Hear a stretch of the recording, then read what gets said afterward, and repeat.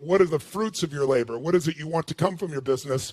And we talk about all the aspects, obviously, the impact, making a change in society, the economic returns for yourself, for your family, for your employees, for your partners. They're not about me, they're about we. They're about this connection, this human connection in a world where technology can do so much good. It can also separate us. It's all how we use it. They're using forms of technology, in my mind, as a way to create a deeper connection amongst human beings. And I really believe the experiences they create are what set them apart and make them some of the extraordinary businesses in the country and in the world. The difference in people, the difference in performance, the difference in the final result, the outcome, is it usually dependent upon skill? Is that what makes one person better than another, yes or no? How many have seen someone with unbelievable innate skill get wiped out by an athlete, a person, a business individual who clearly had less skill? How many have seen this happen? Say aye. It's our ability to maximize. We said on day one, leaders are what transform organizations. You want to grow this company, you want to transform this company, leaders do it. A leader doesn't mean everybody else follows you. It just means that you have a higher what? A higher standard than anybody else does. What'll make you the leader is when you have a higher expectation, not of other people. Anybody can do that. Of whom? Of yourself. So if you want to know what does it take to take things to the highest level, what's going to take to change my business permanently, not temporary, you can go home and you can install some of these strategies, skills, tactics, tools, insights, and see a significant change. But if that change is going to be a lasting company of value that keeps growing, then the things you've learned here have to become the standard for your organization, not something you did for a period of time. Whenever you look at somebody and say, why are they more successful than anybody else? It's always because of step one, they've raised their standard. If you go back home and you want to change your life in any way, personally, professionally, or your company, as boring as it sounds, as stupid as it ain't it sounds, you might say, I spent all this time, this energy, this money, and you're going to tell me to raise my standards? Yes. Because even though that's not sexy, it is the only thing that creates lasting change. You can go on a diet and you can lose weight, but what will that person eventually do? They'll go where? Back, unless they raise their standard. Now that sounds so trite and stupid and positive thinky or old school. But the truth is, it's the truth. So maybe I can language it in a way that's more compelling to you or more simple. What does it mean when we say raise our standards? It means you turn your shoulds into musts. The difference in people is that they turn their shoulds into musts. The things that you used to say I should do, you do your shoulds when it's convenient, when it's comfortable, when it goes your way. But when something is a must, not to other people, but a must to you, do you find the way to get it done, yes or no? So the difference in people is what's their must, or another word for that is what's their standard. Every person in this room right now, our bodies are a reflection of our physical standards. They are not a reflection of our desires. Most people have a desire for more energy or a better body or a stronger body or a more fit body. We don't get our goals, we get our musts. The ones that are the musts become how you are. And guess what? It shows up in your rituals. When it's a must, you have different rituals, different things you do consistently when you must have your body a certain way than you should or you'd like to or you ought to. How many follow what I'm talking about here? Say aye. So whether we want it or not, the only way to change your body long term is change what the must is for you. Now, I'm not telling you what it should be. Who the hell am I? I'm just saying maybe it's time for you to take a look. Because many times you set the standard a long time ago, or you lost the standard completely because most of us base our standards by our environment. Who you spend time with is who you tend to become. So if everybody around you is gaining a little weight, or everybody around you is, constantly tired, after a while, even if you had high energy, you don't want to make fun of them or tease them or make them feel bad. So gradually, subconsciously, you lower your own standard just a little bit. And that little bit is that old metaphor, overused but true. You take a frog and put him in boiling water, what's he going to do? Jump right out. But if you put him in and turn the water real slowly, over time, he'll boil to death. That's most people's lives, isn't it? And it's usually because you haven't remembered the power of who you spend time with. Who you spend time with is who you become. So one of the things that's great about this 5 days is you found people from all over the world who are all absolutely committed to go day and night, night and day, literally, sometimes with food, sometimes without, but whose standard was, I am here to maximize who I am, what I'm about, what I'm going to take home, what I'm going to create. That raises your game. Remember, play against somebody you're better than, your skills are going to go down. Play against somebody better than you, just to stay on the court, the game has to go up. Want to change your life? Raise your standard. Want to raise your standard the most? Get around where it's better. Surround yourself with people playing the game much higher than you are. So just to be around them, your game has to rise. That's part of what we try to do. When we come into a company, we create that by raising the standard amongst them. Or you got to do it by yourself, but you got to do it. How many agree with me on this? Say I. And it starts with whom? It starts with us. So raise the standard. I remember when I met Michael Jordan for the first time, and it was while he was still with the Bulls. And I asked him, I got a chance to do some coaching, a bunch of people, and I think I introduced him because of this. And I said, Michael, I said, how is it you do this? I mean, you're the best that's ever lived at this stage. Got to ask the same question of Wayne Gretzky. And interesting, Wayne Gretzky, I'd read someplace and he gave me the same answer. I asked him the same thing. You're not the fastest. You're not the strongest. You're not, you don't, how is it you're the great one when you're not the fastest, the strongest, the quickest? And he said, well, Tony, I appreciate the compliment, but he said, I think one of my advantages is most people skate to where the puck is, and I skate to where the puck is going. The power of what? Anticipation. He knows the pattern. With Jordan, his standard was, I asked him, he said, Tony, everybody, I said, what makes you the best? Is it natural ability? Is it talent? Is it skill? Is it God-given? Is it strategy? What is it? He said, Tony, I think I can say this to you without it sounding like hyperbole. He said, I have got unbelievable natural skills. But he said, study my history and you'll know why I am who I am. I did not make the high school varsity team when I was a sophomore in school. High school, I got cut. He said, I had a lot of natural talent, but the greatest gift of my life was a coach who said, you're not on the team. And I looked at him, I laughed at him. I said, you got to put me on the team. I'm the most talented guy out there. He said, no, you're not. He said, you have a lot of natural talent, but you have no heart, no absolute commitment, no real drive. You're not on my team. And it just crushed him. And finally he negotiated and he said, look, you want to be on my team next year? Simple. Meet me every morning before school for a one-on-one practice, and I'll take this raw talent and I'll teach you discipline. I'll show you how to raise your standard. And if you show up the whole year, I'll guarantee you a spot next year. And if you don't, probably the same outcome's going to happen when you try out next year. He couldn't believe it. And guess what? Most people don't know. Michael Jordan got up every morning and drilled and drilled and drilled and didn't get to be on the team. And next year he was on the team and he was not only good, he was great. Guess when his career exploded? When he lost again, championship to Detroit. And he was on the bus. He said he was crying in the back of the bus, physically crying, pissed off at all the other players that they hadn't done their job. And something inside of him snapped and realized, crying, whining, blaming everybody else is not the problem. I need to raise my, because he realized that's what did it for him originally. And you know what he did that year?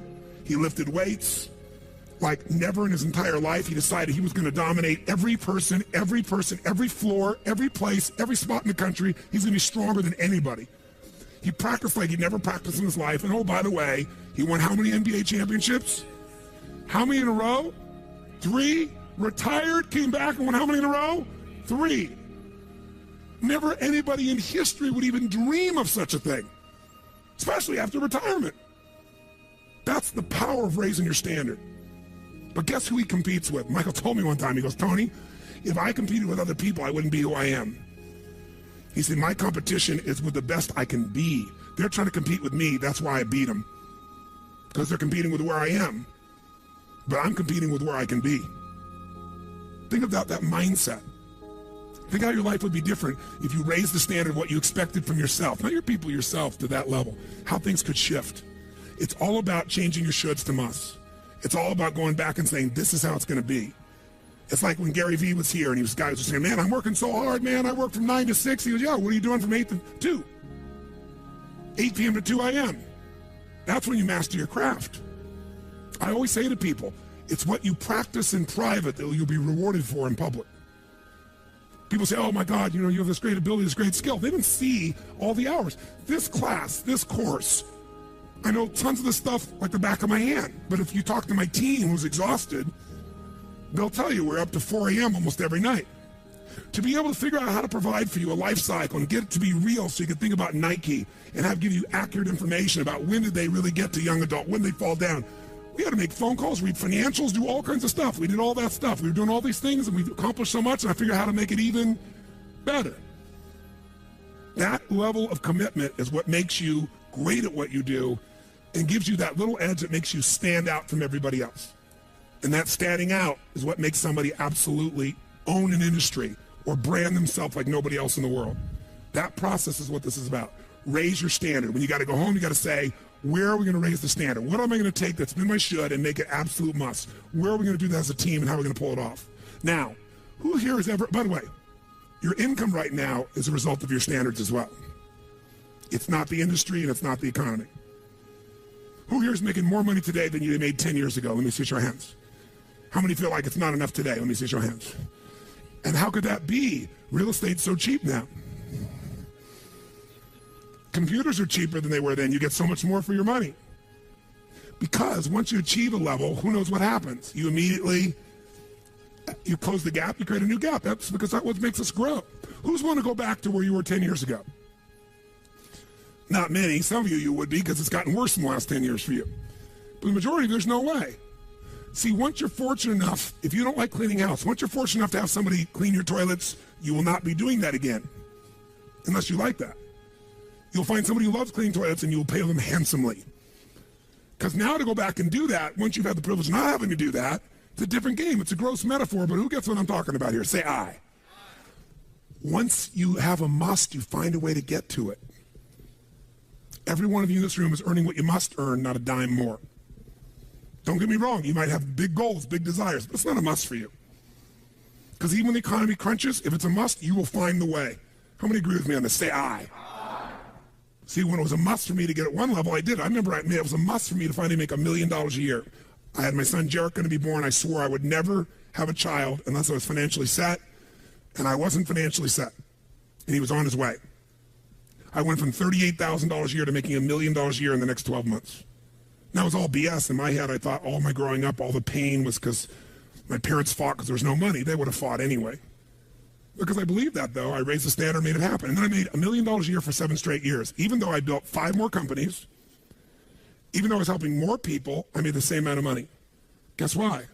That was my must. At some level above that, seemed greedy. Now, it wasn't like I had this incredible lifestyle. I owned a magical home. I had this place called the Del Mar Castle overlooking the ocean in Del Mar, California. But I was on the road, staying at the Ramada Inn in Milwaukee with shag carpeting and smelly, dead animals on the wall on my birthday. And my maid, she's back at home in the castle going, "Oh, Mr. Robbins, happy birthday. Oh, I can't help thanking you. It's so wonderful. Oh, Mr. Robbins, it's so beautiful here. I was sitting out in the jacuzzi overlooking the ocean. Oh, yes. Oh, I've lost 22 pounds. I can't tell you. It's been so amazing. I get on your Stairmaster and I watch Oprah. I love your gym, Mr. Robbins." And I'm thinking, she's got a multi-million-dollar lifestyle. How many can relate to this in some way, right? So I went from 38,000 to $1 million, so I changed my income. It became an absolute what? It was nothing about money. It was about growing. Because I knew to make more, I'd have to help more people. I'd have to expand. And I came with this goal. I wanted to feed all the people in San Diego that were homeless. First, my goal was 1/3 of the homeless people. And then my goal was everybody. I said, if I can go from 38,000 to $1 million, I should be able to go from $1 million to $3 million in 3 years. And I did it in 12 months. I found the why. I found the reasons. I got a different RPM. But it became a must for me, not a should. You're meeting your must, my friends. Maybe it's time to change your must. Some people's must is to survive. Some people's must is to be okay. Some people's must is to have freedom. Some people's must is to have more than they could possibly spend. Some people's must is take care of everybody around them. Whatever your must is, you're going to get it. When you leave here, get clear on your must. Or raise your what? Step 2, real fast. I'm going to do it real fast. Who here's ever raised the standard and you get out there and you go, I'm going to go do this. And I'm committed. I'm going to change this. I'm going to make that happen. I'm going to lose 50 pounds. I'm going to take my company to the next level. And you're all excited. And then all of a sudden this voice in your head goes, who are you kidding? Who's ever had one of these? Raise your hand. Say I. So once you raise your standard, you got to get certainty behind it. You can sustain it. And that means you got to change your limiting beliefs. You got to change your limiting beliefs. And who has limiting beliefs, by the way? Who? Everyone does. So you got to become aware of it and you got to destroy it. Now, how to do that, honestly, if you've been to the UPW, you know how. If you haven't, come join me in San Jose or someplace else. And who has limiting beliefs, by the way? Who? Everyone does. So you got to become aware of it and you got to destroy it. Now, how to do that, honestly, if you've been to the UPW, you know how. If you haven't, come join me in San Jose or someplace else and come through the experience. When you change your limiting belief, everything changes. Because as you believe, so is it done unto you. If you believe you're right, or you believe you're wrong, you're right. Because whatever you're certain about, you find a way to support it. I always teach people to exercise. Try this. And if you know it, do it fresh. Look in this room real fast for everything that's brown in this room. I'm going to give you a test. What's brown? Quick, look for brown, look for brown, look for brown. Brown hair, brown clothing, brown. Close your eyes. Tell me everything you saw in this room that's red. Raise your hand if you see more brown in your head than red and say I. Open your eyes. Now look for red. Look for red. Look for red. Look for red. Look for red. Look for red. Look everywhere for red. Look for red. Raise your hand if you found more red this time. Raise your hand. Say I. Why? Because you're looking for it. Because whatever you focus on, you'll find. In fact, you'll find stuff that's not there. How many saw beige, called it brown just to feel successful? How many saw burgundy, called it red just to feel successful? See, once you believe something is a certain way, out of your need for certainty, you'll change things to meet that belief. Let me show you in 2 seconds flat why the rich get richer and the poor get poorer. I call it the success cycle, real fast. Draw yourself 4 squares, put them up on the screen here. You'll see, as I do this, take a quick look. You'll notice you've got the word potential up in the left-hand square. Up in the right-hand square is the word action. Bottom right is the word results. Bottom left is the word belief, or another word for that would be a sense of certainty. Potential, action, belief, results. And notice there's arrows in a clockwise fashion where they just keep feeding each other over and over and over again.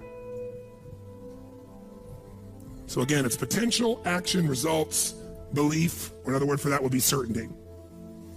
Now, do you ever notice how rich people tend to get richer and poor people tend to get poorer? And I don't just mean rich in financial terms. I mean people that are rich emotionally. Do you ever notice how happy people tend to get happier? And depressed people tend to get more depressed? How many have found this to be true? Say I. It's because the power of momentum and what I'm about to show you. So let me show you something here. What's the potential of any human being? You tell me, quick. Unlimited. Do most people's results reflect that true potential? Yes or no? No way. Why? Because most people aren't taking enough what? But is it possible to take a lot of action and still get lousy results? What if you got a salesman that works for you and they walk out and they knock on 100 doors and they say, you wouldn't want to buy anything from me, would you? Or they don't say that verbally, but they say it non-verbally. Is that going to affect their results? Yes or no? So it's not enough even to take enough action, because when we believe it's not going to work or we're uncertain, does that affect how much of our potential we tap? Yes or no? See, if you don't think it's going to work, you're not going to put out a bunch of your energy when you think it's going to fail. And by the way, when you're not sure, you tap little potential. Do you take little or a lot of action? When you're not sure, when you think it's not going to work, do you take massive action or little action? Now, when you take little potential with little action, what kind of results do you get? Little lousy results. And when you get lousy results, what does that do to your belief? You go, see, I told you it wasn't going to work. Told you it was a waste of time. And then, by the way, when you have less belief, how much more potential do you take? More or less? If it's possible, you tap less potential, more or less action. Less. And what happens to your results? They get even what? And now they got worse results. What's that do to your belief? And by the way, now you see the current economy. Isn't it true? Everybody out there is going, oh my God, the results are so bad, it's going to get worse in the future, so I better pull in my horns. There's less potential, so I'm not going to push as hard. I'm not going to take much action. Oh my God, I'm getting lousy results with little potential of action. Oh my God, it's going to get worse. That's what creates a recession, depression, whatever you want to call it. How do you change that? By the way, can it work the opposite direction? What would happen if something inside you gave you so much certainty inside of you that you felt absolutely certain that recession was your friend, that the worst economy for you was the greatest time on earth, that all you had to do was manage your state and apply your fundamentals and immerse, stay coached so you don't get off target, keep taking action, and you could own your business and you go to other people's businesses? How many believe that, by the way? Now say I. When you have that kind of certainty, are you going to use more of your potential when you go home or less? Which one, my friends? Are you going to take less or more action? When you are certain and you use lots of your potential with massive action, what kind of results do you get? Massive action gets massive results. What kind of belief do you get now when you get better results? You go home, you use your core story. You go home and you take one of these techniques, you get a different response. You go home and you stimulate a new source of profit or income. You go home and you add a service. You go home and do anything. And it works. Your brain goes, yeah, it works. Now, by the way, at Home X, we went in there. Thank God we went in there because they took our stuff and it looked like it wasn't working. Do you remember that? Yes. Because some people there didn't want the change to happen. So we had to dig in and find out it was working. We knew you can't take action. You can't sow that seed and reap nothing. So we uncovered what was really going on. You're going to have to watch for the same thing, depending upon the size of your organization. But bottom line, when you get great results, belief gets stronger. Now you're totally certain. Are you going to use more or less potential, my friends? Which one? More. You're going to take even more what? Going to even greater what? Even more certainty. And now what happens to your business? Boom, boom, boom, boom, boom, boom, boom. And now you have a different momentum. And so your economy does not have to reflect the economy. You get to create your economy. You get to decide whether you freeze to death or ski or snowboard. It's winter, but you can have the best time of your life. It could be a sunny, beautiful, magical time. But what you got to do is you got to manage this process. In order to do it, you got to change your limiting beliefs. And this week has been about doing that by giving you so many tools and examples that you'd be immersed. But I promise you when you go home, all this is going to be tested. A, because all the stuff that's waiting for you after being gone for 5 days. B, all the people there you work with, their limiting beliefs, whether you have one employee or two because you're an army of 1 or 2 people, or whether you got 10,000. And so you have to be able to implement. This, by the way, is, I'm not here to sell you, bring us in if we can help. Do you think we could help? Yes or no? Yes or no? Bring us in and we'll do it. Or get your team together and find a way to make sure this momentum goes in the right direction. Make sense? This is the must. If you have this high standard, but you don't really believe because the momentum's in the wrong direction, having the tools will be worthless. That's where certainty, that's where everything else we teach, that's what I do in my events, that's where you guys have been there before, that's what you got to bring to the table. What are the 5 keys for integrating this? Number 1, you got to go home and raise your what? Come on, guys, raise your what? Which means turn your shoulds into. Step number 2, you got to go out and change your limiting what? Find anything that's limiting you and destroy it. What's the fastest way to destroy it? You can do it very quickly by producing the results in your mind over and over again. Or, why do you think I get people to walk on fire? Because they think it's impossible. When they walk in this fire, mentally you might say, oh, I can do it. But when they get in front of that fire and it's 2,000 degrees burning hot coals, it gets their full attention. And suddenly they have a state change. And when you get yourself in a state where you can storm through fire, it's not about fire walking. The state you're in to get yourself to walk across fire is the metaphor for anything that used to stop you, the fire of your life. And by the way, when you cross fire and you're on the other side doing something you once thought was difficult or impossible, it's that easy, your brain goes, what else can I do that I thought was impossible? It's unbelievable. It's not intellectual, it's emotional. Plus, after fire walking, cold calling is not a problem. You get the idea, ladies and gentlemen? All right? So what we're really talking about here is changing your beliefs. Now, here's the 3rd key. If you're going to get maximum results, you got to model what works. We brought you for 5 days and nights here, models of what works. Go back and get them. Now, here's where the challenge is. How many got tons to do in your normal list of things to do when you go home? How many got a lot to do? Say aye. How many have a lot of outcomes you got to go after? Say aye. How many have the same amount of time you had before? Say aye. So in your business, if you need something to get done, you get it done because it's an absolute what? Or you hire someone to get it done. Hire us, hire someone else, get somebody inside. But are these things you're going home with musts or shoulds? Which one? Do whatever it takes. You say, I don't have the money. You don't have the money not to. Forget us. Hire somebody as an individual who knows what they're doing and put them in there. Leverage yourself. The only way you're going to get the game bigger is by taking a little bit of what, my friends? Risk, but that means get yourself some resources. Be resourceful enough to get the resources. What's great about this? What is this opening? What is this creating? What's possible? What have I not seen? This is going to make me see. What have I learned from this? What can I learn from this? What am I willing to do to still have it the way I want it? That's the 4th step. you intensify and you innovate. And then there's the final fifth step. And that fifth step's really simple, my friends. And that is step up and give. Step up and give more than anyone else could possibly expect. The ultimate transformation happens when you stop trying to get and you start to give. Whenever you're at your best, you're giving. I remember so vividly driving in my car, my Volkswagen Bug, and I was struggling, and I was 19 years old. I was driving on a freeway in San Gabriel Valley, the 210 freeway, I'll never forget. And it's midnight, and I'm frustrated, and I felt like I tried everything, and I had these big hits, like the one you just saw, and nothing was going my way, and I was frustrated, and I kept thinking, how come I'm not getting what I want? And all of a sudden, it just hit me on the freeway. I pulled over the side, it was almost midnight, no cars really around, grabbed my journal, and I wrote, and I still have the journal to this day from when I was 19 years old, full page, and I wrote, "The secret to living is giving." And I realized why I wasn't doing well. Because I all focused about what I wasn't getting. I was not focused on what I was not giving. And the whole game changed.